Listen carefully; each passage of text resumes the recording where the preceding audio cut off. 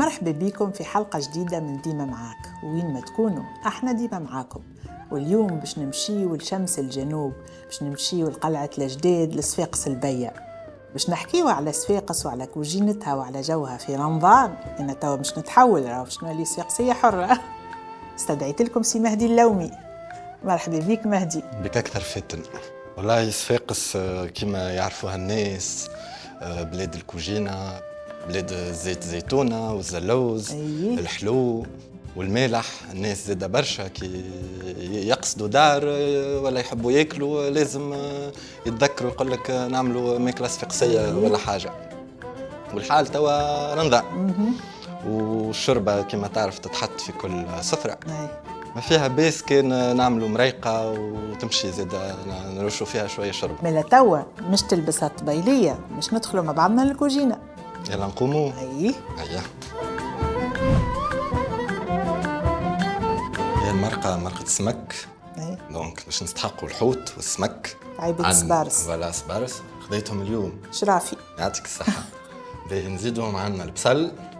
عندنا الفلفل، زيت الزيتون هذا من غير حديث ويبدا بريمة. فوالا طماطم معجونة. عندنا الملح، ثوم، سنينة ثوم. فوالا باش نهرسوهم من بعد.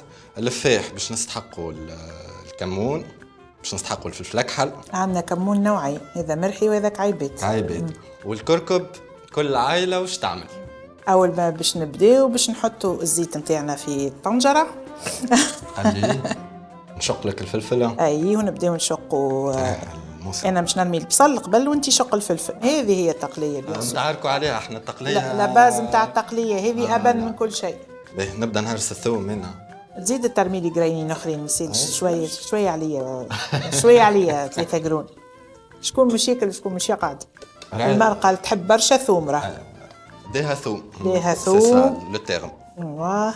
اي مهدي توا التقليه نتاعنا فاحت، وانا توا مش نخليك تعمل انت خاطر انا طريقتي نعرفها. اليوم نحب نشوف طريقتك انت. وراه كل عائله وكيفاش. انا بين عائله امي وبابا فما اختلاف. فما فرق. ولو اني مرقه كمون.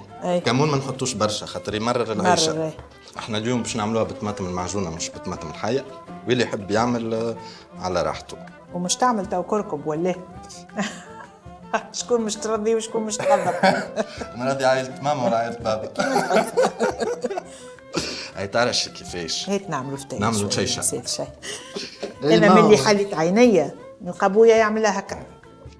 هي اللي من غير طماطم يقولوا لها مرقه كذابه. ايوه ما احنا اليوم خيرنا نعملوها هكا باش نسهلوا على الناس اللي يحبوا يعاودوها معناتها بعدنا. ونهزوا فيم تقليه. ملا ترى شكون من بعد باش يبدا يتعارك. هذه ناكلوها حتى بالخبز احنا ناكلوها بالخبز بنينه برشا. ونبدا باش نمرق على روحي شويه.